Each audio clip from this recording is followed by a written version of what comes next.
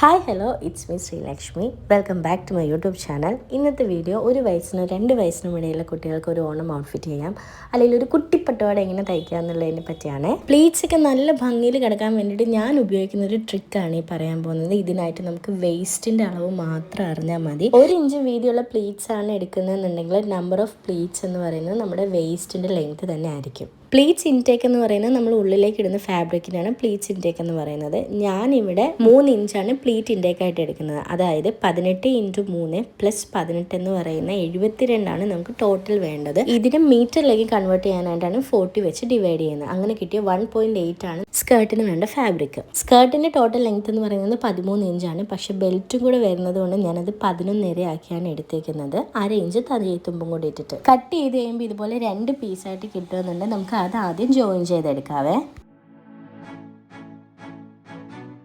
ഇനി നമുക്ക് pleats ഇടാനായിട്ടെല്ലാം mark ചെയ്ത് കൊടുക്കാം. 1 ഇഞ്ച് വീതിയിലാണ് ഞാൻ പ്ലീറ്റ്സ് ഇടുന്നത്. എന്നാൽ 3 ഇഞ്ച് ഇൻടേക്ക് ഉണ്ടാവും.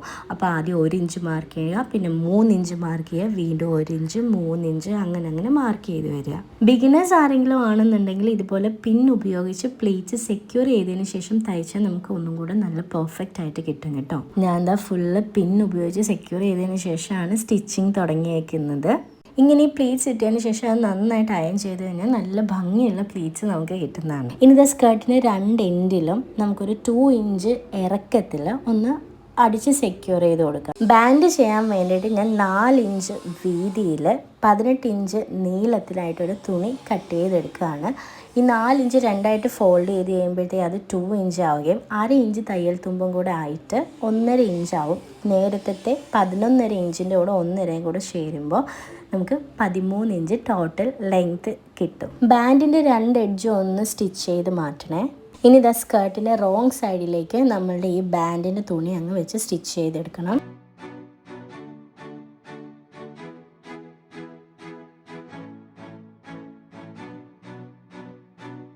ഇനി അത് സ്കേർട്ടിൻ്റെ റൈറ്റ് സൈഡിലേക്ക് ഒന്ന് മടക്കി അടിച്ചു കഴിഞ്ഞാൽ ബാൻഡിൻ്റെ പരിപാടി കഴിഞ്ഞു.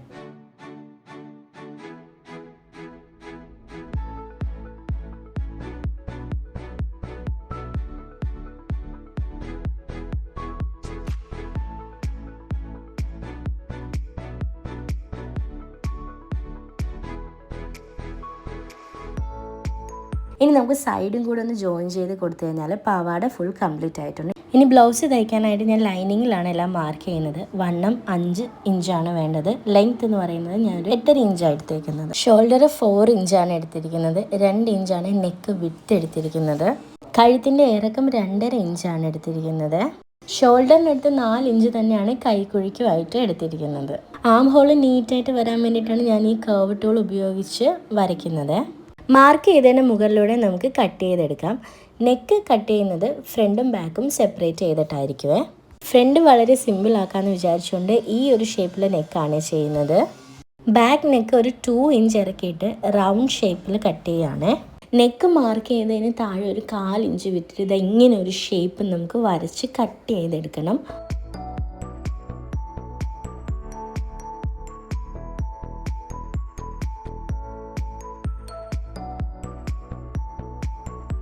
അങ്ങനെ ലൈനിങ് പാർട്ടെല്ലാം കട്ട് ചെയ്ത് കഴിഞ്ഞിട്ടുണ്ട്. ഇനി ഇത് വെച്ചിട്ട് നമുക്ക് മെയിൻ ക്ലോത്ത് കട്ട് ചെയ്തെടുക്കാം. ഇനി മെയിൻ ക്ലോത്തിൻ്റെ നല്ല സൈഡിലേക്ക് ലൈനിങ് വെച്ചിട്ട് അതിൻ്റെ മുകളിലൂടെ സ്റ്റിച്ച് ചെയ്ത് തുടങ്ങാം കേട്ടോ. നെക്ക് ലൈനും ആം ഹോളും ബ്ലൗസിൻ്റെ താഴ്ഭാഗവും സ്റ്റിച്ച് ചെയ്യാവേ. വളരെ ഫിനിഷിങ്ങിൽ തയ്യൽ തുമ്പൊന്നും കാണാണ്ട് നമുക്ക് ഈ ഒരു രീതിയിൽ സ്റ്റിച്ച് ചെയ്താൽ കിട്ടും. ഇതുപോലെ തന്നെ ബാക്ക് പാർട്ടും ഈ മാർക്ക് ചെയ്തതിൻ്റെ മുകളിലൂടെ തയ്ക്കാം. ബ്ലൗസിൻ്റെ ബാക്ക് ഒരല്പം വെറൈറ്റി ആയിക്കോട്ടെ എന്ന് വെച്ചിട്ടാണ് ഇങ്ങനെ ചെയ്യുന്നത്. മുകളിലും താഴിലും നമ്മളൊരു ബോയൊക്കെ വെച്ച് കൊടുക്കുന്നുണ്ട്.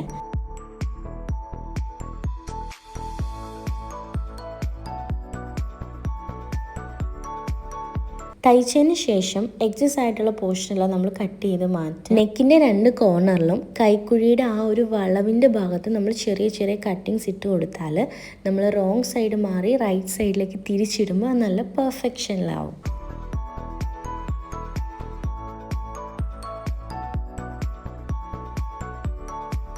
ഇതേ രീതി തന്നെ നമ്മൾ ബാക്ക് പാർട്ടിലും ചെയ്യേണ്ടതുണ്ട്.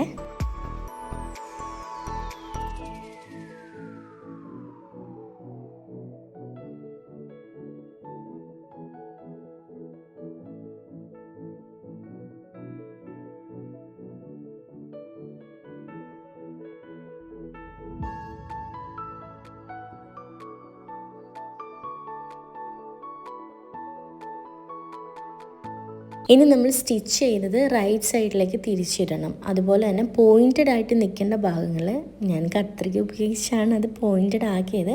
പക്ഷെ ചെയ്യുമ്പോൾ സൂക്ഷിക്കണം, മുറിയാണ്ട് നോക്കേണ്ടതുണ്ട്.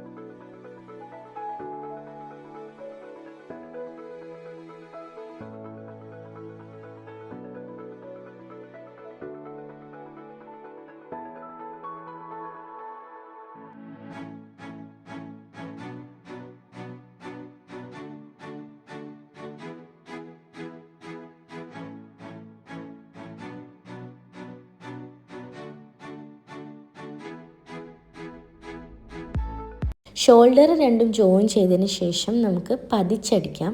നല്ല പെർഫെക്ഷനിലും നല്ല ഫിനിഷിങ്ങും കിട്ടാൻ വേണ്ടിയിട്ടാണ് നമ്മളിങ്ങനെ പതിച്ചടിക്കുന്നത്. അതായത് റൈറ്റ് സൈഡിൻ്റെ മുകളിലൂടെ സ്റ്റിച്ച് കൊടുക്കുന്നതിനാണ് ഈ പതിച്ചടിക്കുക എന്ന് പറയുന്നത്.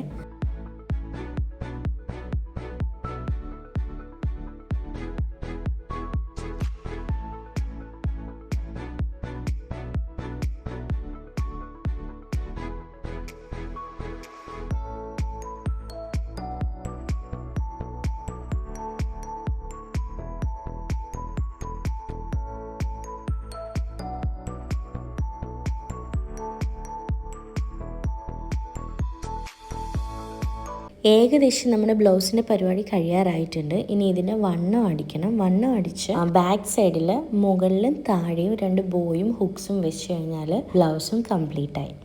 ഇതുപോലെ 4ആയിട്ട് മടക്കിയിട്ടിട്ട് വണ്ണം എത്രയാണോ വേണ്ടത് അത് മാർക്ക് ചെയ്തിട്ട് ഇനി വണ്ണം അടിച്ചെടുക്കാവുന്നതാണ്.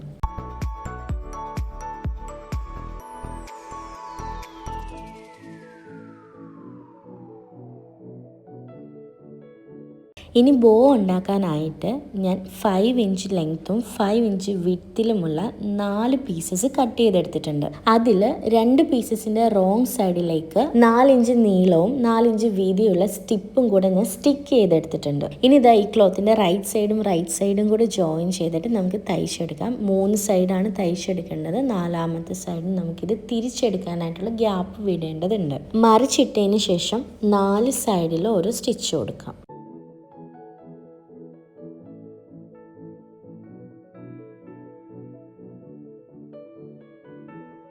ഈ പീസ് ഇതാ ഇങ്ങനെ ചെയ്തെടുത്ത് കഴിഞ്ഞാൽ നമുക്ക് ബ്യൂട്ടിഫുൾ ആയിട്ടുള്ള ബോ ഉണ്ടാക്കാൻ പറ്റും. ഇതാണ് ഗൈസ് ഡ്രസ്സിൻ്റെ ഫൈനൽ ലുക്ക്. ഇഷ്ടമായാലും ലൈക്ക് ചെയ്യണം. And please do subscribe to my channel. By.